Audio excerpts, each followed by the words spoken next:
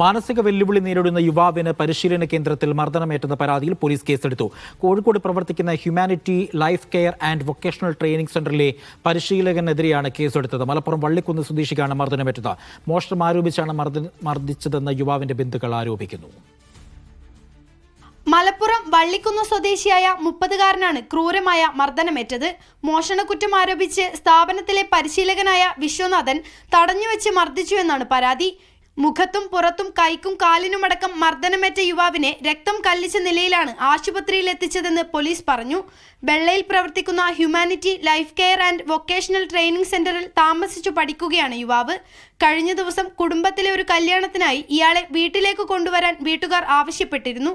എന്നാൽ യുവാവ് 1500 രൂപ മോഷ്ടിച്ചിട്ടുണ്ടെന്നും അന്വേഷണം കഴിഞ്ഞ് പറഞ്ഞുവിടാമെന്നുമാണ് സ്ഥാപനത്തിലുള്ളവർ അറിയിച്ചത്. സംശയം തോന്നിയ വീട്ടുകാർ തിങ്കളാഴ്ച സ്ഥാപനത്തിലെത്തിയപ്പോഴാണ് ശരീരത്തിൽ ഗുരുതരമായ പരിക്കുകൾ ശ്രദ്ധയിൽപ്പെട്ടത്. ഉടനെ കോഴിക്കോട് ഗവൺമെന്റ് ബീച്ച് ജനറൽ ആശുപത്രിയിൽ എത്തിക്കുകയായിരുന്നു. യുവാവിന്റെ സഹോദരൻ നൽകിയ പരാതിയിൽ വെള്ളയിൽ പോലീസ് കേസെടുത്ത് അന്വേഷണം ആരംഭിച്ചു. മീഡിയ 1 കോഴിക്കോട്.